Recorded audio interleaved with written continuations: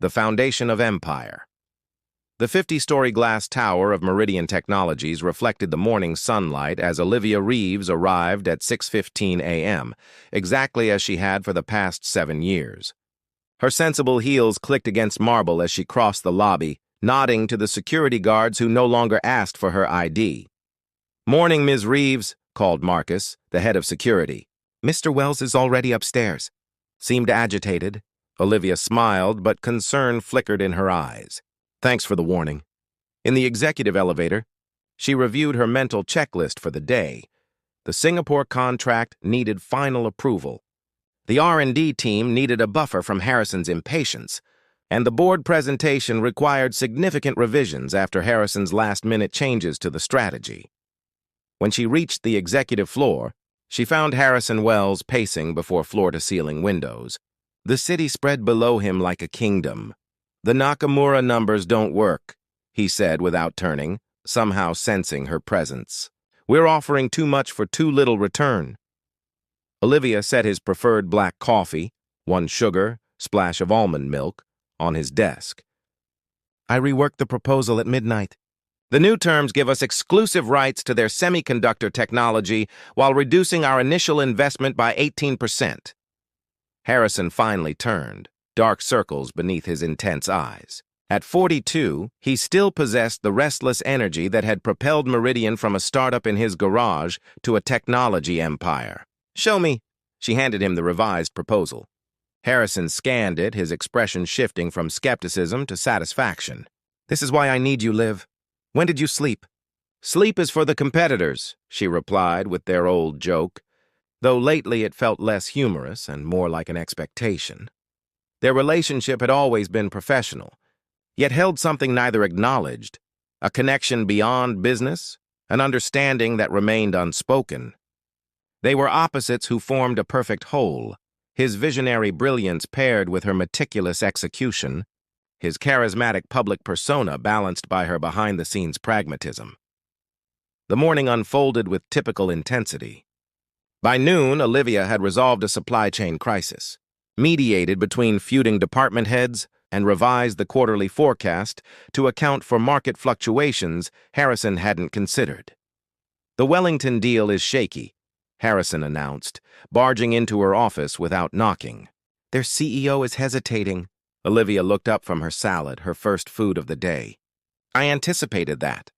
I sent his wife orchids for their anniversary yesterday, her favorite.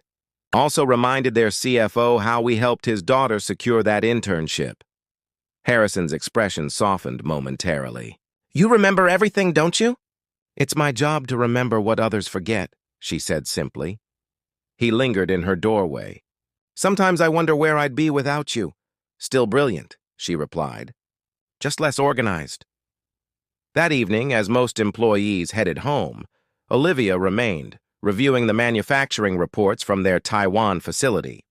Something in the quality control data troubled her, a pattern of small inconsistencies that could signal bigger problems. She flagged it for further investigation, unaware that this discovery would soon change everything. As she finally prepared to leave at 10:30 p.m., she paused in Harrison's empty office to leave notes for his morning meetings. On his desk sat a framed photo from Meridian's early days, Harrison and Olivia standing before their first office, his arm casually around her shoulders, both smiling with the pure optimism of beginners. She touched the frame lightly, remembering when success felt like a shared dream rather than a relentless demand. Before walking away, she straightened his desk, setting his world in perfect order for tomorrow, never suspecting how quickly that world would shatter. Fractures in the glass.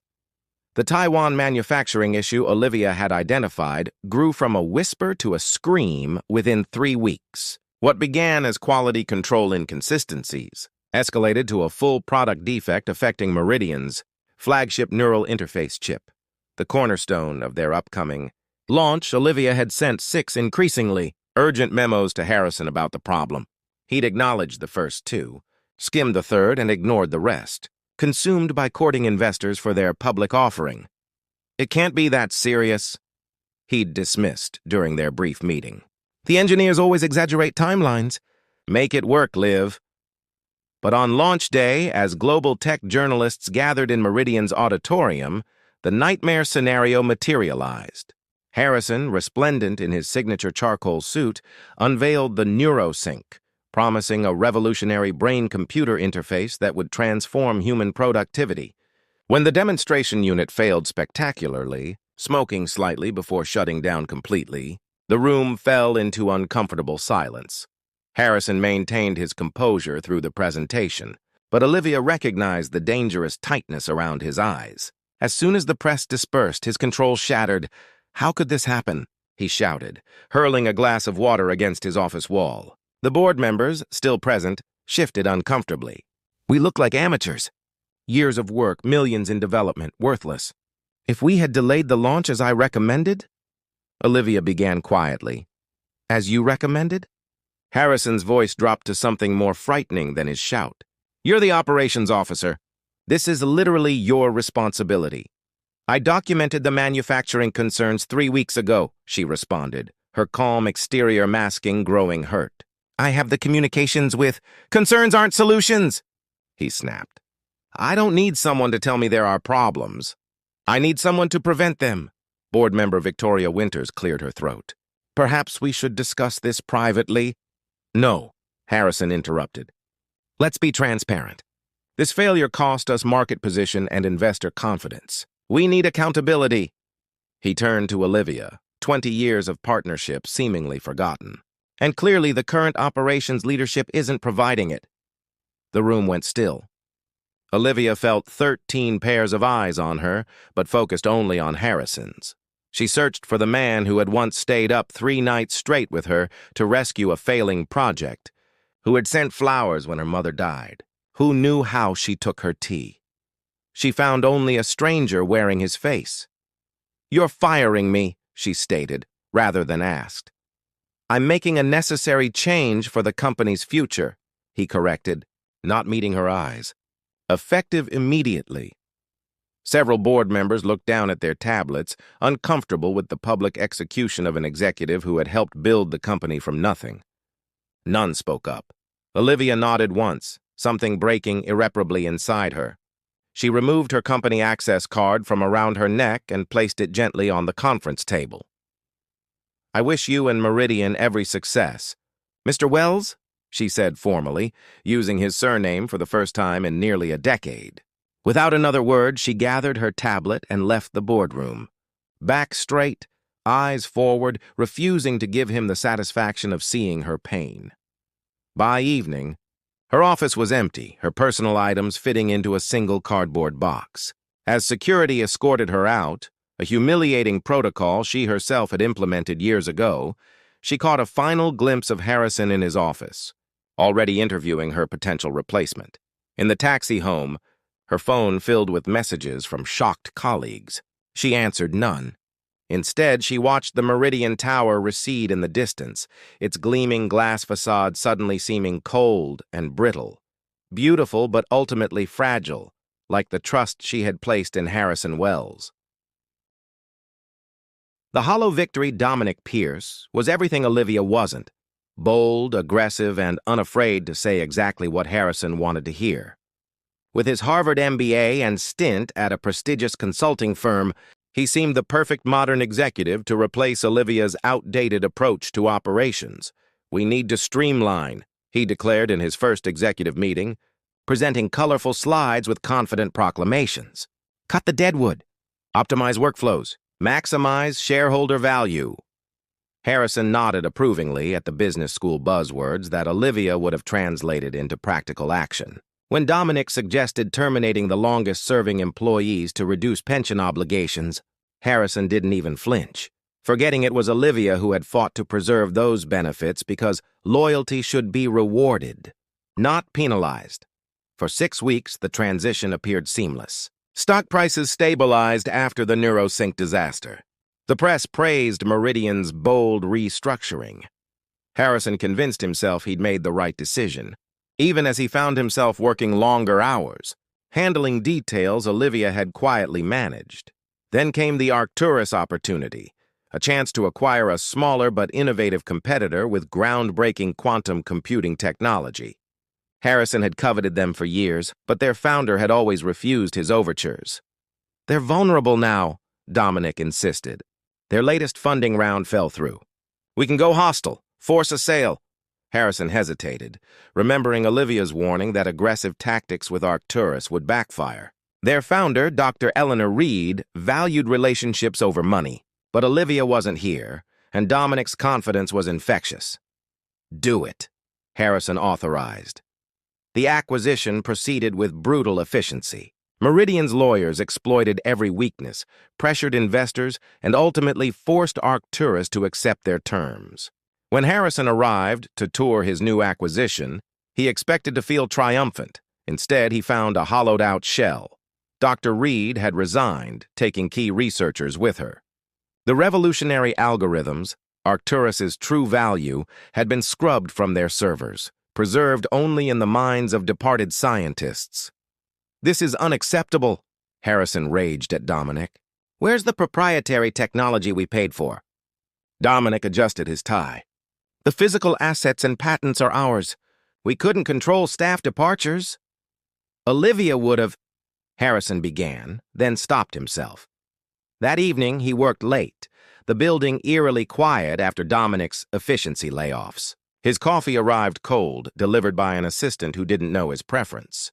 The Singapore contract, Olivia's masterpiece of negotiation, was unraveling because no one had maintained the personal connection with their CEO. Harrison's triumph announcement about Arcturus received lukewarm market response. Analysts questioned the acquisition's value without the original research team. As he scrolled through the reports, his eye caught a notification. Olivia had updated her professional profile. She was consulting for a small medical technology firm developing accessibility devices for disabled children. The photo showed her smiling, genuinely smiling, with a team in a modest office. Nothing like Meridian's gleaming headquarters. Something about that smile made Harrison's chest tighten uncomfortably. His phone rang, another crisis requiring his attention. Without thinking, he reached for his desk drawer where Olivia had always kept antacids for his stress-induced heartburn. The drawer was empty. It was then Harrison realized that every system, every process, every small comfort that made Meridian function had Olivia's fingerprints on it. And one by one, those systems were beginning to fail. The true cost. By the third month of Olivia's absence, Meridian Technologies resembled a beautiful machine with its crucial gears removed. It still operated, but with ominous grinding sounds and unpredictable failures. Harrison arrived early and left late, attempting to hold together what was rapidly unraveling. Dominic Pierce presented impressive reports, showing cost reductions and streamlined operations, but the reality told a different story. The marketing team launched a campaign with messaging that contradicted their brand. Values Olivia had meticulously, documented in guidelines no one could now locate. 3 major clients canceled contracts, citing relationship changes after Olivia's departure. The Taiwan manufacturer, with whom Olivia had cultivated personal connections through years of respectful negotiation, now demanded stricter payment terms. Most concerning was the cultural shift. The passionate innovation that had defined Meridian was fading, replaced by political maneuvering and fear.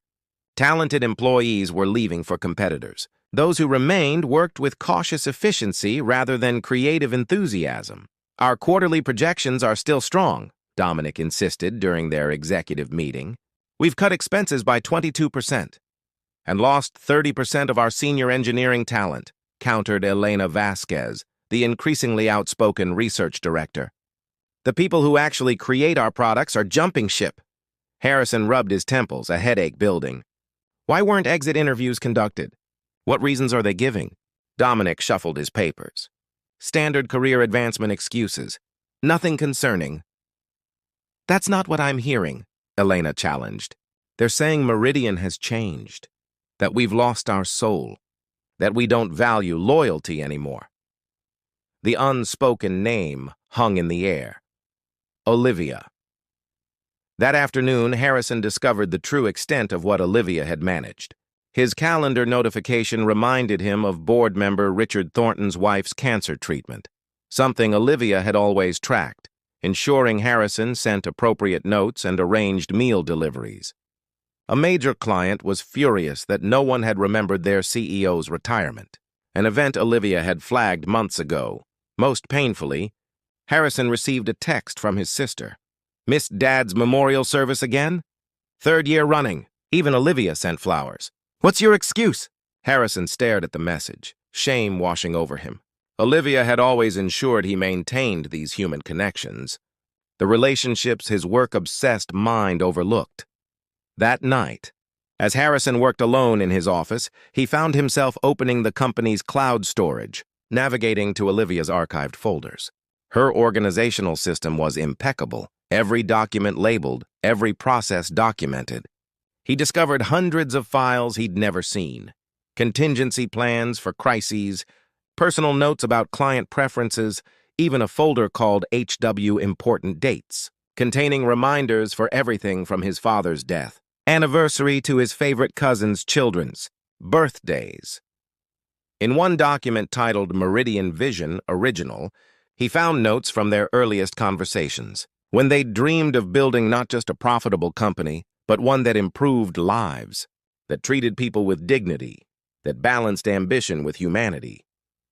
Harrison closed his laptop, the blue light fading to leave him in darkness. The vast office, designed to impress rather than comfort, suddenly felt like a mausoleum to misplaced priorities. He had built an empire of glass and steel, but Olivia had been its heart. And he had cut out his company's heart to satisfy his pride. Redemption's price. The West Coast Technology Summit was the industry's premier gathering, a showcase of innovation and a battleground for corporate rivalries. Harrison attended every year, traditionally moving through the conference like visiting royalty, Olivia quietly orchestrating his meetings from 2 steps behind.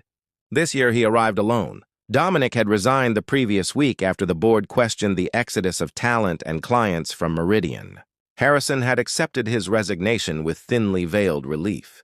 Now he faced the summit with his company vulnerable, its reputation damaged, and his own confidence shaken. The welcome reception buzzed with conversation and ambient music. Harrison nodded mechanically to acquaintances, his attention caught by a burst of genuine laughter from across the room. He turned to find Olivia surrounded by a small group, animated as she discussed something with passionate gestures. She looked different, still elegant but somehow lighter. Her hair, previously always pulled back in a professional bun, fell in soft waves around her shoulders. Most striking was her smile, unguarded and real in a way he realized he'd rarely seen during their years together. Harrison approached hesitantly, suddenly conscious of the eyes tracking this encounter. Industry gossip had magnified their professional split into legendary proportions. "Olivia," he said simply when he reached her group. Conversation halted. Several executives murmured excuses and drifted away, leaving them in a bubble of artificial privacy amid hundreds. "Harrison," she acknowledged with composure that made him envious. "Congratulations on the Arcturus acquisition." "A hollow victory," he admitted. "Eleanor Reed left nothing of value behind." "People rarely do, when they're pushed out rather than valued," she observed without obvious bitterness, though the words stung regardless. An awkward silence fell before Harrison asked, "Your new venture, Beacon Medical Technologies? I've heard promising things." "We're small but growing," Olivia replied. "Our adaptive interface for nonverbal children has just received FDA approval." "Important work. Work that matters," she corrected gently. "Something I needed to rediscover." Harrison gathered his courage. "Would you have coffee with me tomorrow? Away from—" He gestured at the industry circus around them. Olivia studied him, searching for something in his expression. Whatever she saw made her nod once. 9 a.m., the cafe across from the convention center. The following morning, seated in a corner booth, Harrison struggled to form the words he'd rehearsed. Olivia waited patiently, stirring her tea. "Meridian is failing," he finally said. "Not financially, yet, but in all the ways that truly matter." "I'm sorry to hear that," she replied, and he believed her sincerity. "I've spent months trying to understand why," Harrison continued. I've blamed the market, competitors, even our own staff. But the truth is simpler and harder to accept. He met her eyes directly. I destroyed something essential when I discarded you. You didn't just discard an employee, Harrison, Olivia said quietly. You discarded a partnership. You discarded trust. You chose ego over truth. I know. The admission cost him. I've come to make you an offer. Return to Meridian. Name your position, compensation, conditions. We need you. Olivia's expression softened with something like compassion. You still don't understand. I can't go back because that place no longer exists. The Meridian we built together died the day loyalty became expendable. Then help me rebuild it, he pressed. A new Meridian. Better. She shook her head. My work at Beacon fulfills me. I help create technology that changes lives for the better. I work with people who value kindness as much as brilliance. She hesitated before adding, and I've learned I deserve both. Harrison felt the last hope of an easy solution fade. I've lost something irreplaceable, haven't I? We both have, Olivia acknowledged. But perhaps that's necessary. Sometimes we need to lose what we have to remember what matters. She gathered her coat, preparing to leave. The question isn't whether you can replace me, Harrison. It's whether you can become the person who wouldn't have discarded me in the first place. She stood, but instead of walking away immediately, she placed a hand briefly on his shoulder. The Harrison Wells I believed in knew that people aren't resources to be optimized or discarded. They're the only thing that truly matters in the end. As she walked away, Harrison remained seated, watching her go. For the first time in his driven, ambitious life, he didn't immediately reach for his phone or mentally move to the next task. Instead, he sat in the uncomfortable truth of her words, feeling their weight and wisdom. The empire he'd built now felt hollow compared to what he'd sacrificed to create it. But perhaps, he thought as he finally rose to leave, understanding the true price of ambition was the first step toward redemption, not of his company, but of himself.